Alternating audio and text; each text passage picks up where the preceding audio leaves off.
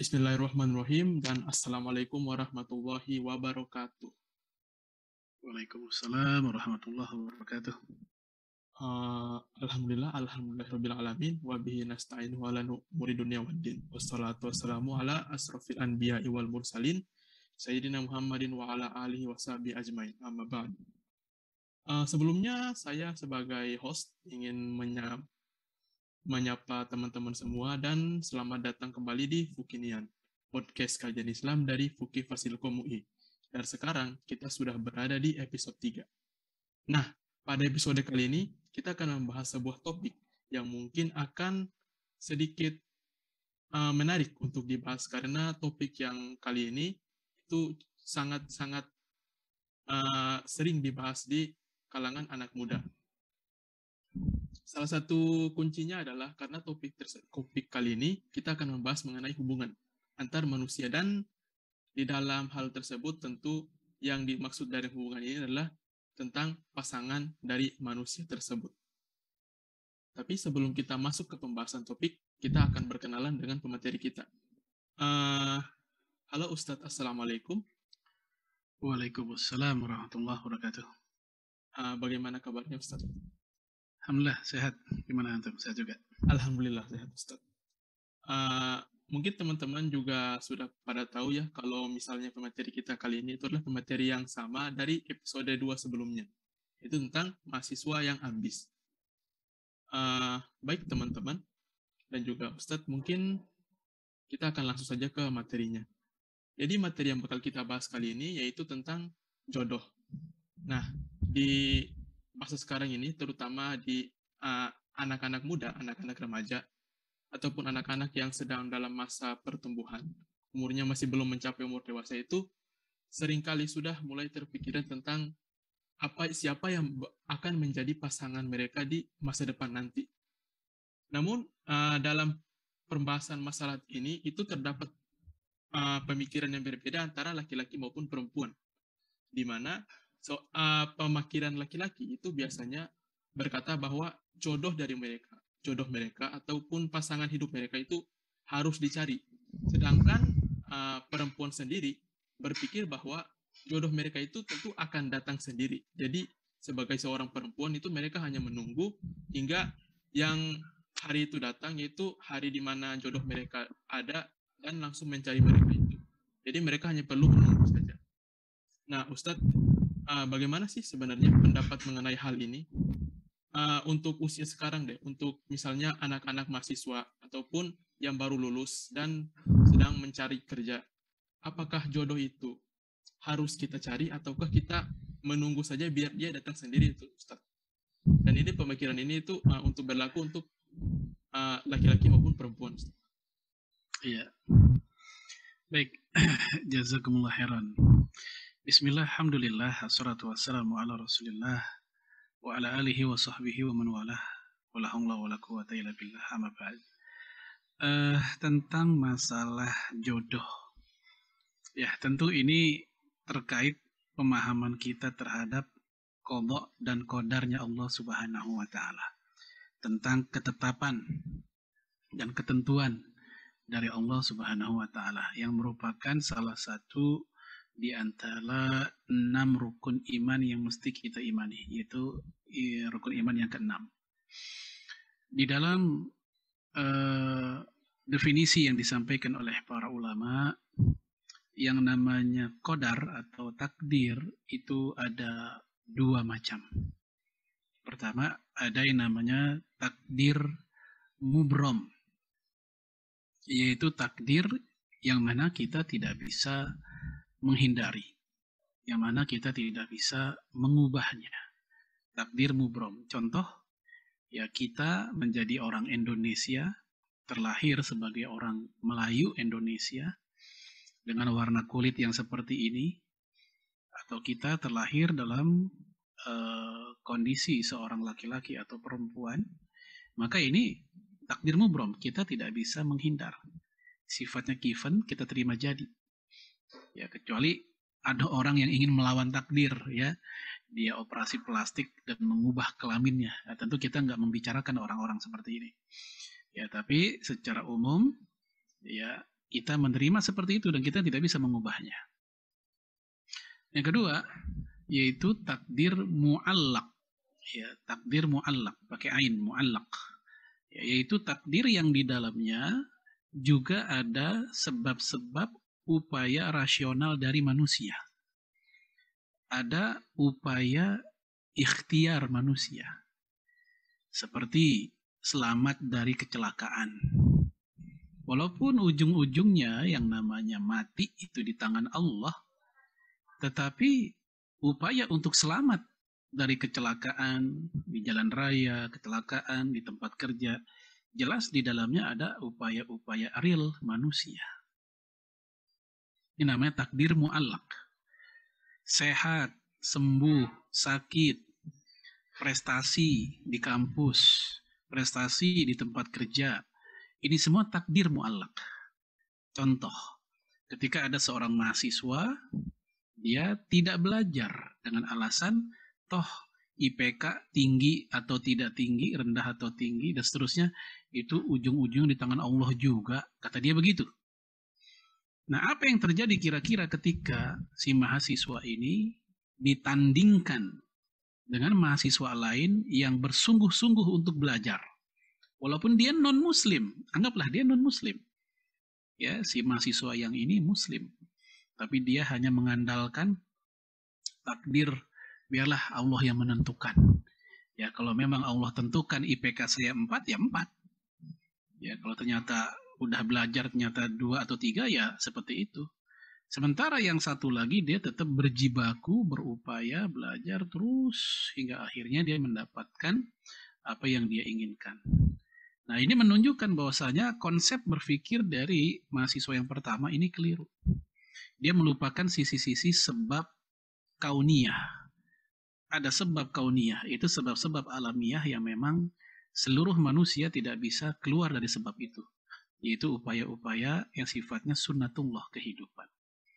Hal ini langsung dicontohkan oleh Rasulullah. Ketika perang Badar, Nabi menyusun strategi. Nabi menggunakan baju perang. Padahal dia seorang Nabi. Bisa saja dia mengatakan, ya tenang, saya seorang Nabi, cukup dengan doa Allah turunkan pertolongan. Bisa saja.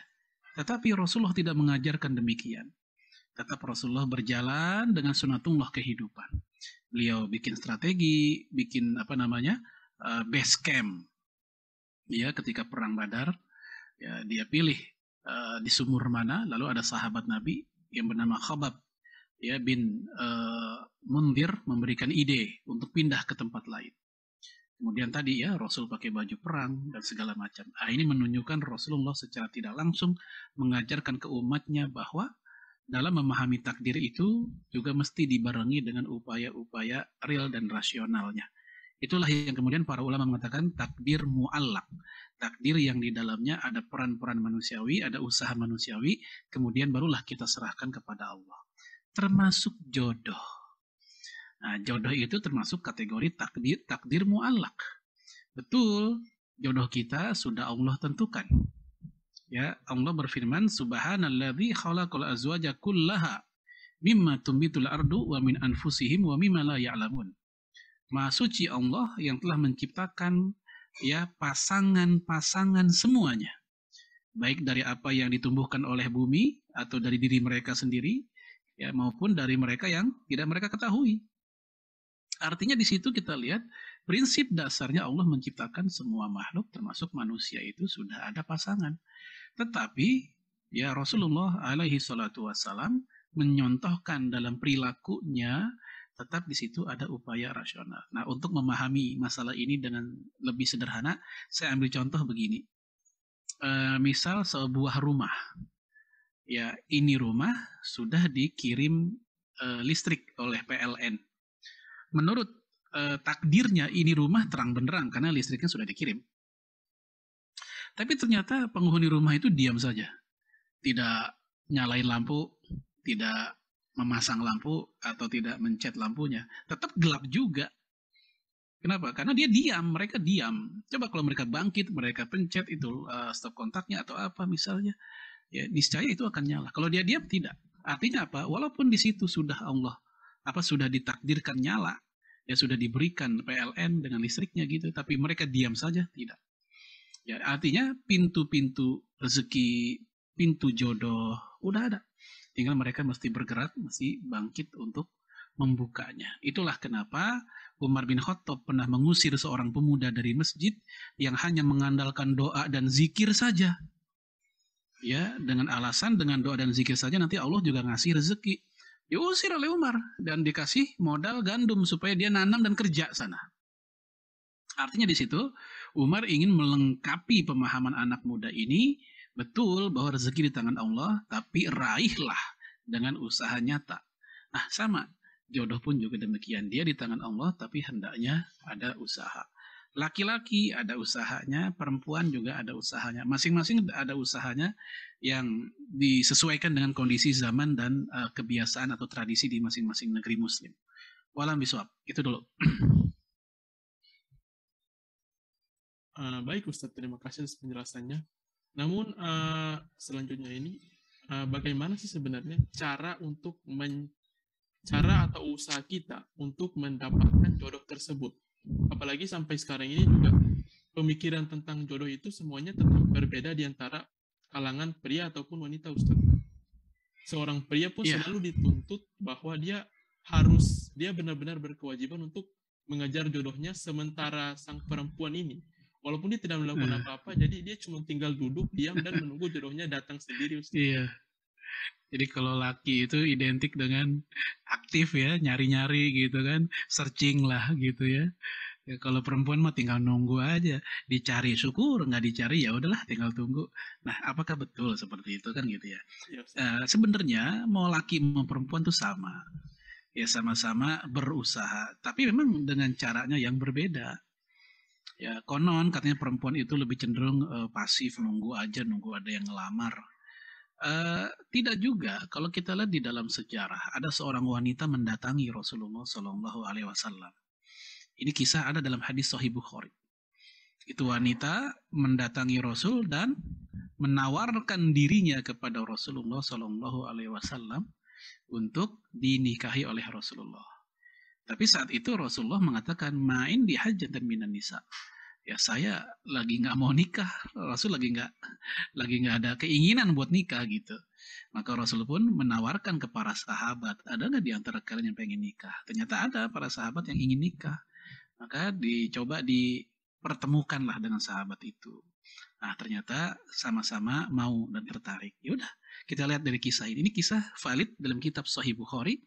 Di situ kita lihat wanita juga ada yang aktif. Nah, karena faktor rasa malu, karena faktor rasa malu, kemudian tradisi ya di daerah kita, di negeri kita orang Timur misalnya, yang kalau kayak gitu itu kayaknya perempuan gimana gitu ya, kok perempuan nawarin diri kayaknya nggak punya rasa malu dan seterusnya. Nah ini karena faktor inilah yang akhirnya membuat kesannya kalau perempuan pasif. Padahal secara syariat, ya kalau kita bicara hukum Islamnya, kedua belah pihak sama-sama berhak untuk aktif.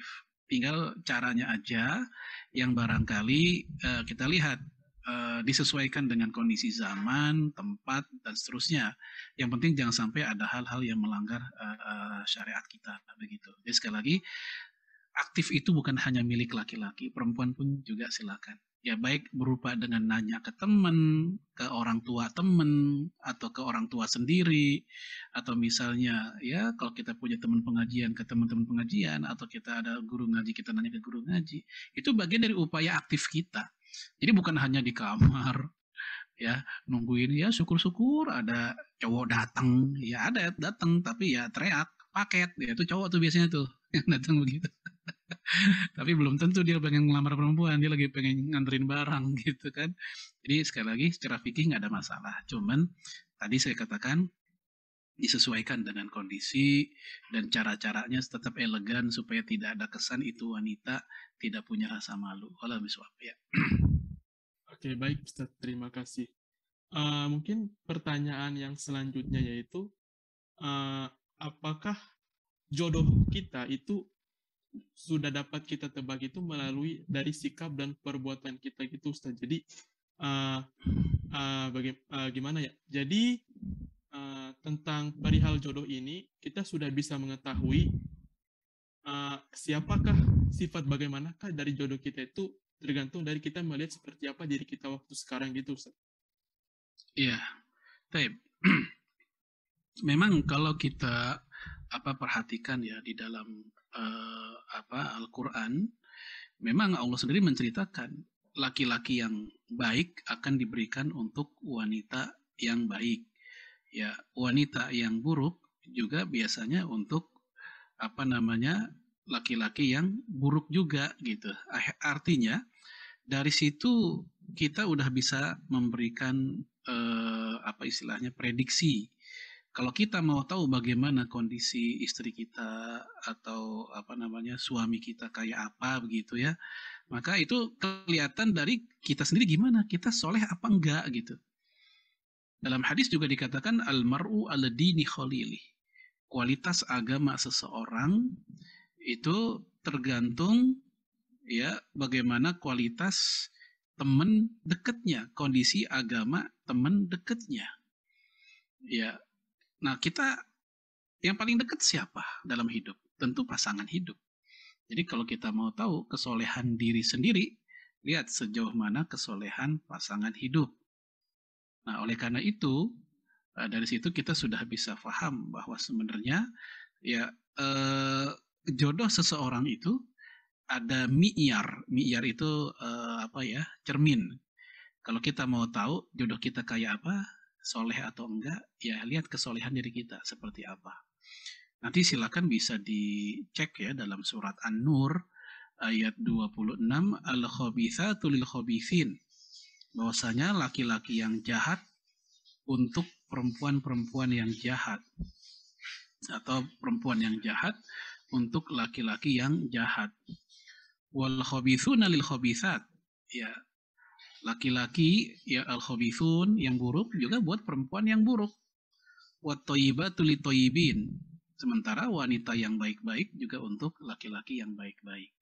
Wat thayyibuna lit thayyibat.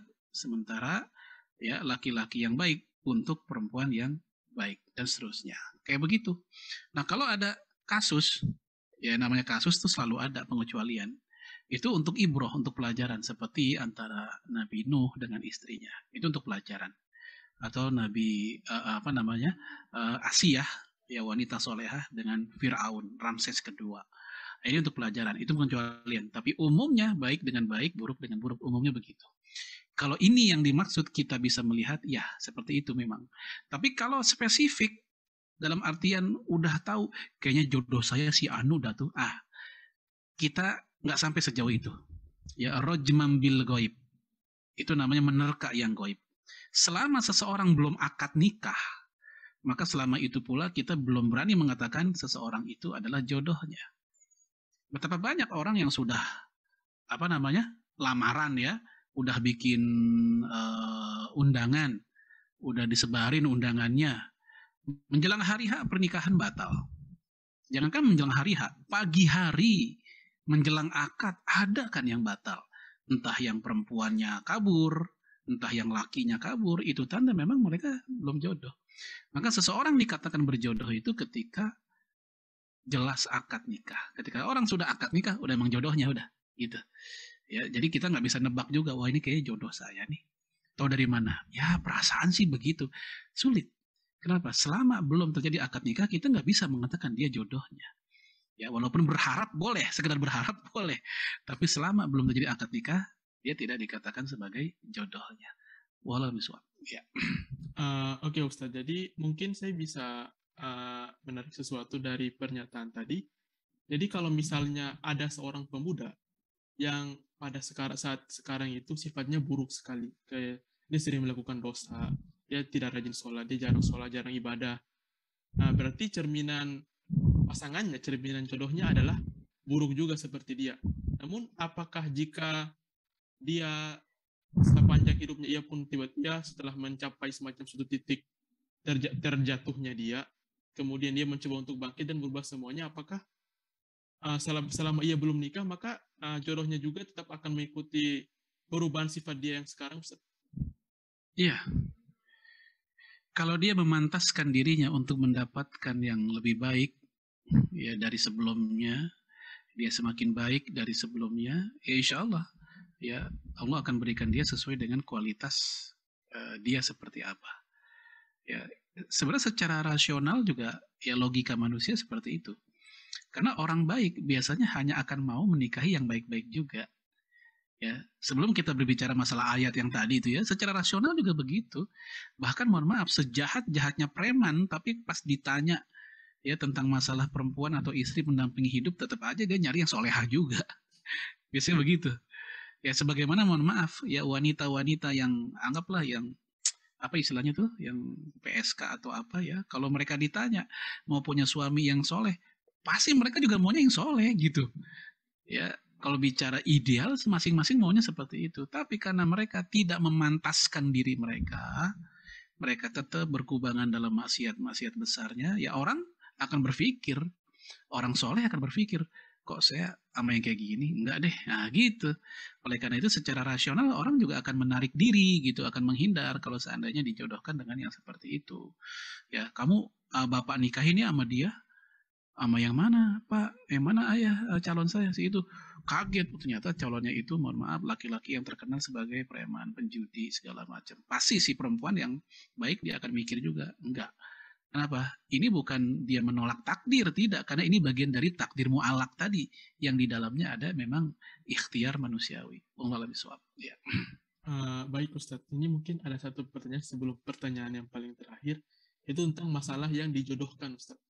Jadi Hmm. biasanya itu kan ada orang tua yang mau kalau pilihan jodoh anaknya itu ada di tangan mereka gitu Ustadz. Jadi kalau misalnya mereka melawan itu seperti melawan orang tua Ustadz.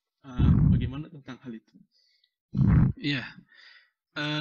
Dahulu ada seorang wanita nikah dipaksa sama orang tuanya. Ya akhirnya sih dia mau juga ya, mau juga. Tapi tetap dia ada keterpaksaan. Nah berjumpa dengan Rasulullah Shallallahu Alaihi Wasallam dan dia bertanya, ya apakah buat wanita itu ada kebebasan buat milih jodoh? Rasul bilang iya sama. Wah, laki perempuan sama punya hak yang sama untuk berkata tidak atau iya tentang masalah jodoh. Lalu Rasul nanya, emang ada apa? Si perempuan bilang, karena ayahku memaksakanku menikahi laki-laki yang tidak aku kenal. Nah ini menunjukkan bahwa zaman Rasul sudah terjadi yang namanya paksaan-paksaan kayak gitu. Dan ternyata Rasulullah menegaskan tidak demikian seharusnya. Ya, seharusnya seseorang menikah dengan orang yang dia inginkan, karena hakikatnya jadi apapun terpaksa atau dipaksa, hakikatnya belum jadi apa-apa. Ya seorang suami dipaksa orang tuanya untuk menikahi gadis yang tidak dia inginkan, atau perempuan dipaksa oleh orang tuanya menikahi laki-laki yang tidak dia inginkan.